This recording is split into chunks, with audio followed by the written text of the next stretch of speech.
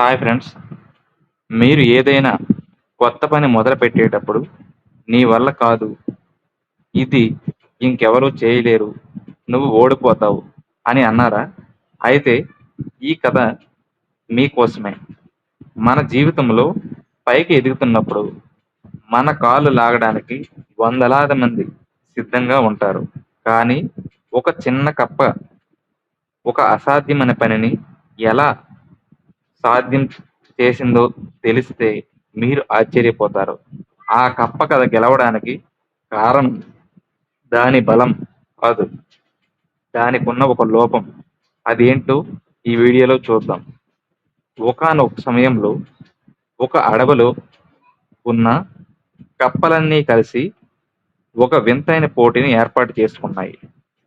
ఆ అడవి మధ్యలో చాలా ఎత్తైన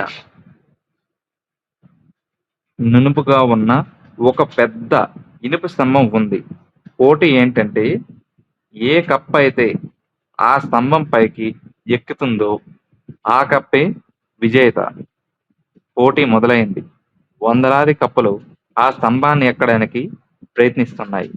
చుట్టూ ఉన్న వేల సంఖ్యలో కప్పలు ఈ పోటీని చూస్తున్నాయి.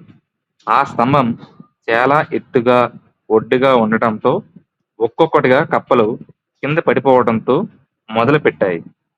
కింద ఉన్న కప్పల గుంపు అరవడం మొదలుపెట్టింది. ఇది అసాధ్యం, ఎవరూ ఎక్కలేరు. చూడండి, వాడు పడిపోయాడు, నువ్వు కూడా పడిపోతావు అని నెగిటివ్ మాటలు అరుస్తూ ఉన్నాయి. ఆ అరుపులు విన్న కప్పలన్నీ భయపడిపోయాయి. నిజమే కదా, ఇంత ఎత్తు మనం ఎలా ఎక్కగలం అని అనుకొని మధ్యలోనే ప్రయత్నం వదిలేశాయి. చివరకు స్తంభంపై ఒక కప్ప కూడా ఎక్కలేదు. అందరూ ఓడిపోయారనుకున్నారు. కానీ ఒకే ఒక చిన్న కప్ప మాత్రం నెమ్మదిగా పట్టుదలతో పైకి ఎక్కుతూనే ఉంది. స్తంభం పైకి వెళ్ళే కొద్దీ గాలి వేగం పెరుగుతుంది. పట్టు దొరకడం లేదు. కింద ఉన్న కప్పలు ఇంకా గట్టిగా అరుస్తున్నాయి. పిచ్చి కప్ప, కింద పడితే కాళ్ళు విరుగుతాయి, దిగిపో అని. కానీ ఆ కప్ప దేన్ని పట్టించుకోలేదు. తన పూర్తి శక్తిని ఉపయోగించి అంగుళంగుళం పైకి పాకుతూ చివరికి ఆ స్తంభం శిఖరాన్ని చేరుకుంది. అక్కడ ఉన్న కప్పలన్నీ నోరు ఎల్లబెట్టాయి. అసాధ్యమైన పనిని ఈ చిన్న కప్ప ఎలా చేసింది? అందరూ పడిపోయిన చోట ఇది ఎలా గెలిచింది అని ఆశ్చర్యపోయారు. ఆ కప్ప కిందకు రాగానే మిగిలిన కప్పలన్నీ ఎక్కడి నుంచి వచ్చింది? మేము అంతలా అరుస్తున్నాం, నువ్వు ఎలా ఎక్కగలిగావు అని అడిగాయి. కానీ ఆ కప్ప ఏమాత్రం సమాధానం చెప్పలేదు. అప్పుడు తెలిసిన ఒక నిజమేంటంటే ఆ కప్పకు చెవుడు. అది ఎవరి మాటలను వినలేదు. కింద ఉన్న కప్పలు నువ్వు ఎక్కలేవని అరుస్తుంటే అది ఏమనుకుంటేమి?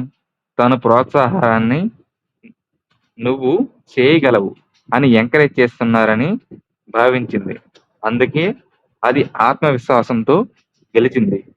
ఫ్రెండ్స్, మన జీవితంలో కూడా ఇదే జరుగుతుంది.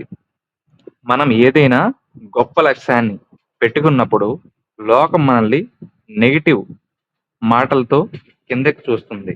మీరు గెలవాలంటే ఆ నెగిటివ్ మాటలను విషయంలో మీరు కూడా ఒకటి చెవిటి కప్పగా మారాలి. ఎవరి మాటలు వినకండి. మీ మీద మీకు నమ్మకం ఉంటే ఆకాశమే హద్దు. ఈ వీడియో నచ్చితే లైక్ చేసి సబ్స్క్రైబ్ చేయండి.